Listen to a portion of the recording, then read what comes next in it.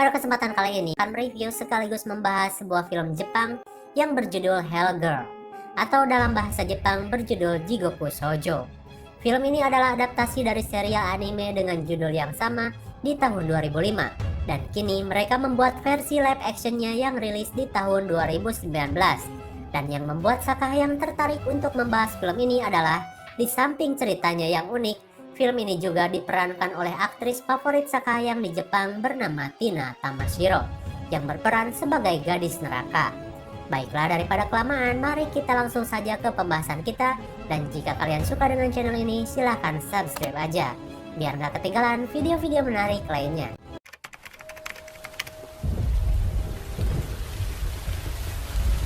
Film ini diawali seorang gadis cantik yang sedang bernyanyi sendirian di dalam kelas. Sebut saja dia adalah si gadis neraka. Kemudian diperlihatkan beberapa murid wanita yang sepertinya sudah bubaran sekolah. Oh ya, kejadian ini berlatar di tahun 1965. Makanya baju anak sekolahnya juga masih B aja. Nggak kayak zaman now gitu loh. Sebut saja Mawar Melati Semuanya Indah. Karena wanita ini nggak lama akan mati di film ini ya. Si Mawar pun merasa heran karena kok suasana di luar sekolah merah banget kayak layung merah gitu. Dan ia pun ketinggalan sama teman-temannya. Namun ternyata sesuatu yang mengerikan pun terjadi. Tiba-tiba dirinya ditampaki penampakan-penampakan yang mengerikan. Dimulai dari penampakan abah botak yang melakukan gerakan aneh. Kemudian seorang cewek cantik dari belakang. Dan kalau udah balik badan mengerikan sekali. Sama seperti kejadian remaja zaman sekarang ya.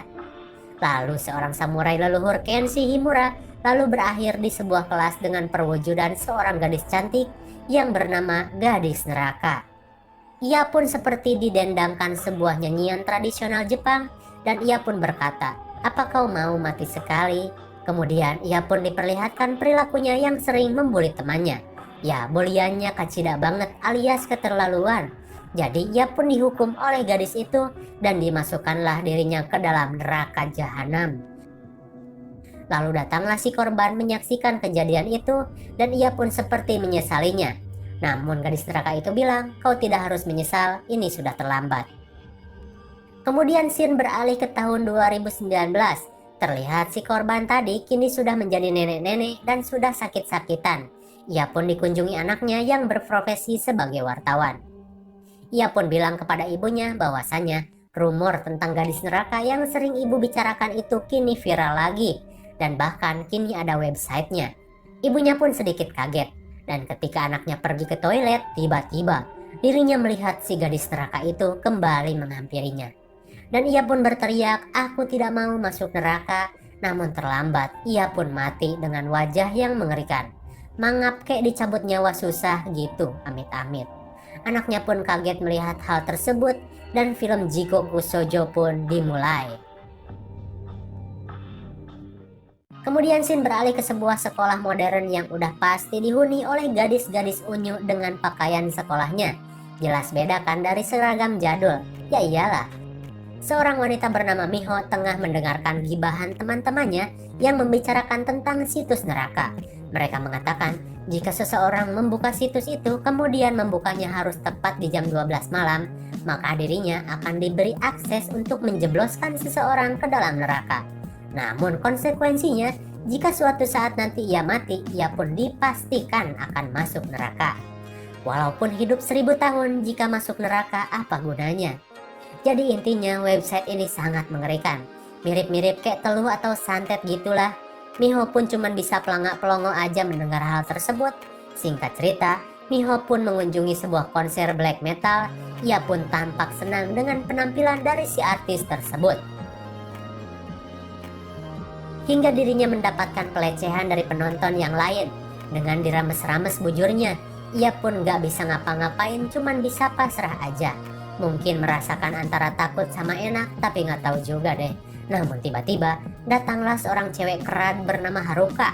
Ia pun menghajar lelaki itu sampai bonyok dan Miho pun berterima kasih kepada Haruka. Mereka pun jadi akrab dan membawanya ke kafe untuk curcol sambil minum. Kemudian mereka sedang asik mengobrol, tiba-tiba datanglah seorang idola yang gayanya sok cool jijai. Haruka pun mengajaknya untuk mengobrol dan singkat cerita, intinya si idol itu menawarkan tiket gratis kepada mereka karena katanya ia akan mengadakan acara audisi pencarian bakat yang akan dikelola oleh dirinya sendiri. Ia pun pergi. Haruka dan Miho sangat senang dan Haruka pun mengajak Miho untuk nonton meski Miho tahu jam 12 siang ia masih sekolah, namun si Haruka memaksanya. Di keesokan harinya, benar saja, si bicis Haruka selanang-selonong masuk ke dalam kelas Miho dan memaksanya untuk ikut. Gurunya pun marah, namun si cewek barbar ini malah menggaplok guru Miho. Dan bodohnya, si Miho malah pergi dengan si Haruka, kabawa kusakaba-kaba, tolil emang. Singkat cerita, mereka pun sampai di konser itu dan melihat grup idol sedang bernyanyi. Dan seperti biasa, selalu disoraki dengan teriakan, "Oi, oi, oi."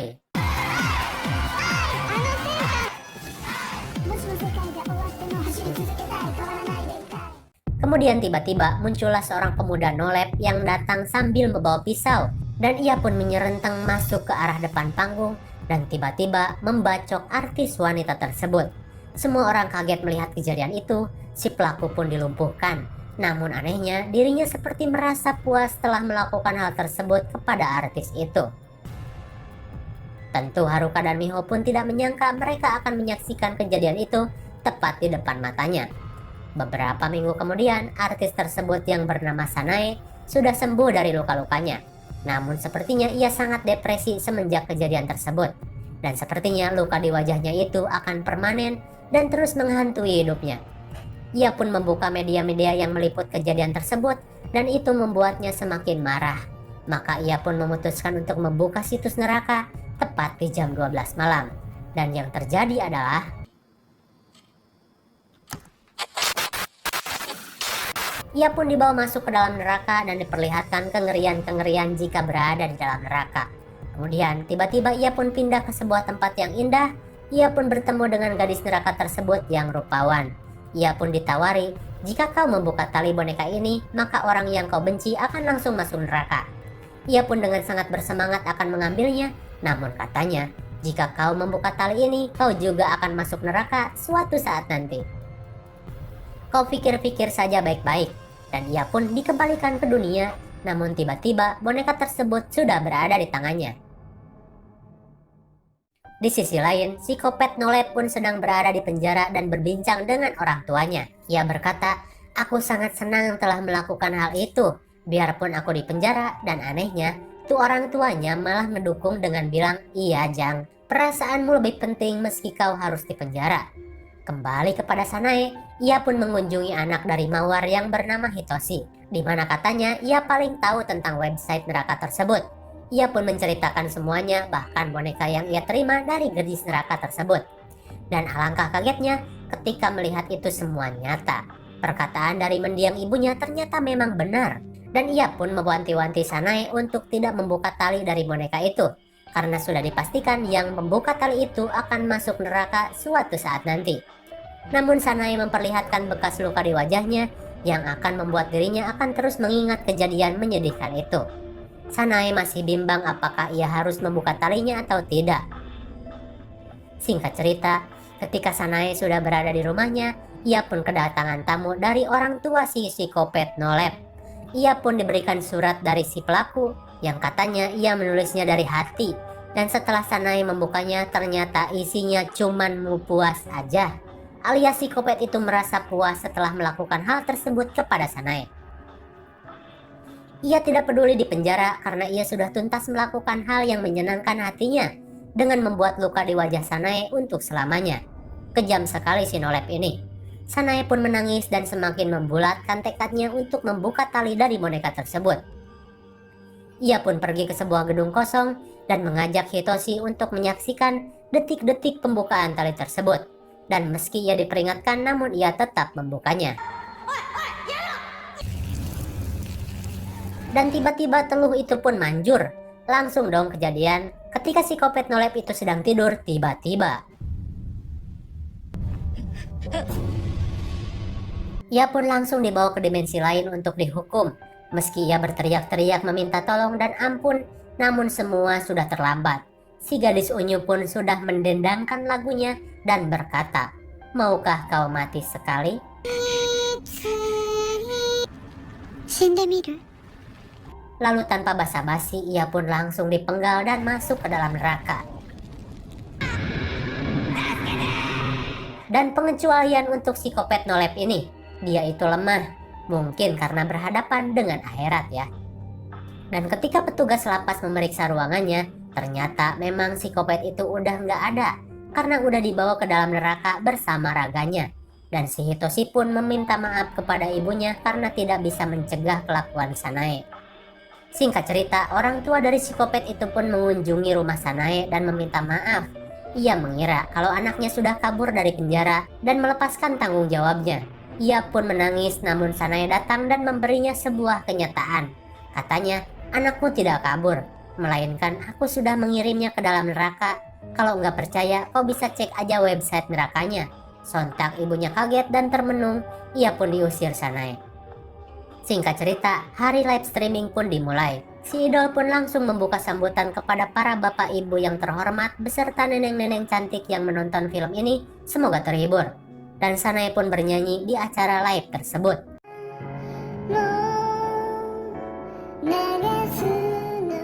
Namun ketika sedang asik-asik bernyanyi, tiba-tiba terjadilah sesuatu yang mengerikan. Tiba-tiba ia didatangi gadis neraka tersebut yang datang untuk menjemput Sanae. Namun Sanae bingung karena kenapa ia harus mati hari ini. Apakah tidak cukup suatu saat nanti aku ke neraka? Namun gadis itu bilang, memang iya, tapi seseorang mengirimku untuk membawamu ke neraka. Ternyata itu adalah ibu psikopat itu. Ia ternyata membuat perjanjian dengan website neraka itu, lantas Sanae pun harus dieksekusi sekarang dan dibawa ke neraka untuk kekal hidup di dalamnya. Mengerikan sekali. Dan bodoh sih, kenapa sih dibilang-bilang sama ibunya? Sanae pun kabur dan tiba-tiba menghilang. Jelas ia sudah diseret ke dalam neraka. Miho dan Haruka yang menonton live tersebut merasa keheranan. Dan karena Sanae sudah menghilang, si idol pun kembali membuka audisi. Haruka dan Miho pun memutuskan untuk mengikuti acara tersebut. Dan ternyata si Haruka yang menjadi pemenangnya. Miho pun merasa senang karena teman dekatnya sudah menjadi juara kontes. Namun ternyata si idol itu pun mempunyai niat buruk. Ia pun memberi Haruka permen dan seketika ia pun teler dan beradu jigong dengan si idol itu. Ia pun diminta untuk menjauhi Miho dan ia pun menurut. Miho pun dicampakkan begitu saja, sungguh teman yang tangkurak sekali. Di sisi lain, si ibu psikopat pun mengakui perbuatannya di depan orang tua Sanae dan ia pun bundir menggunakan pisau. Kembali kepada Miho, ia pun merasa kehilangan karena teman bergaulnya sudah mengkhianatinya demi cinta. Lantas di malam hari ia pun menguntit Haruka dan menunggunya pulang. Dan ketika Haruka pulang terdengar suara gaduh dari dalam rumahnya. Miho kira Haruka disiksa mamahnya karena pulang malam. Dan ketika ia mengetuknya ternyata malah mamahnya yang digablok-gablok sama si Haruka. Edan sekali. Haruka pun marah kepada Miho dan menyuruhnya untuk pergi dari kehidupannya. Singkat cerita, Miho pun meminta bantuan kepada Hitoshi selaku wartawan untuk mengungkap siapa sebenarnya si idol itu. Yang aneh telah mencuci otak dari Haruka. Dan ternyata memang benar, si idol itu adalah ketua dari band sekte sesat. Dia juga sering mencuci otak korbannya dengan menggunakan obat-obat aneh. Dan ia pun sepakat membantu Miho karena jika sampai terbongkar, pamor dari wartawan itu pun akan melejit. Mereka pun menculik Haruka dan membeberkan semuanya. Namun sialnya, si Haruka yang udah lengket kayak perangko pun gak percaya dan malah memberitahu si idol. Dan ia pun mengutus anak buahnya untuk membunuh wartawan itu. Dan si wartawan pun modar seketika.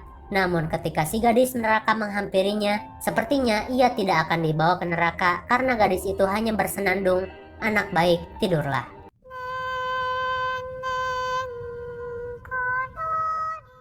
Di sisi lain, Miho yang tahu kejadian meninggalnya si wartawan pun langsung syok dan utah. Ia pun melihat live streaming yang memperlihatkan Haruka semakin dalam kendali si idol itu.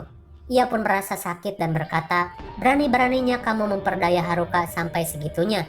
Kemudian ia pun memutuskan untuk membuka website neraka itu dan login di jam 12 malam. Ia pun kemudian diperlihatkan kengerian neraka, kemudian dibawa ke tempat yang indah dan bertemu dengan gadis tersebut. Ia pun mengeluarkan pepatah yang sama seperti sebelumnya dan Miho pun mendapat boneka bebegik itu. Di sisi lain, si Haruka yang beres bobo enak pun langsung berbincang bahwa besok malam konsernya akan dimulai, dan ternyata di konsernya tersebut si idol akan mengorbankan Haruka sebagai tumbal di panggung iblisnya. Namun anehnya Haruka pun seperti ridho lillahi ta'ala dengan pengorbanan itu. Malam konser pun dimulai dengan lagu khas rock sekte.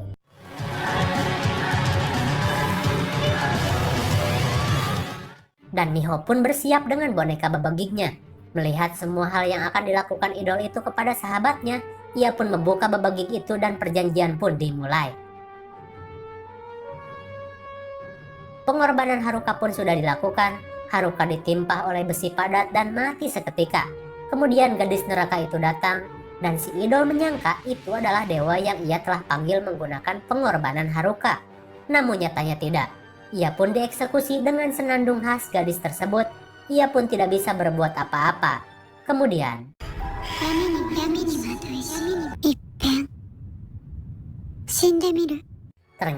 ternyata yang ketiban itu ternyata dirinya sendiri, dan Haruka masih hidup. Dan itulah cara eksekusi yang dilakukan oleh gadis neraka itu kepada si idol yang gila sekte. Seketika Miho pun menolong Haruka dan membawanya pulang. Namun media massa masih bingung dengan kejadian itu karena mayat dari si idol tidak ada di bawah besi itu. Ia pun menghilang. Jelas karena ia sudah dibawa ke dalam neraka. Beberapa hari kemudian terlihat Haruka dan Miho sedang berbincang-bincang tentang kejadian sebelumnya, dan Haruka pun berterima kasih kepada Miho. Namun kini Miho harus menerima akibatnya. Suatu saat nanti dirinya akan dibawa ke neraka dan kekal di sana selamanya. Dan film pun berakhir.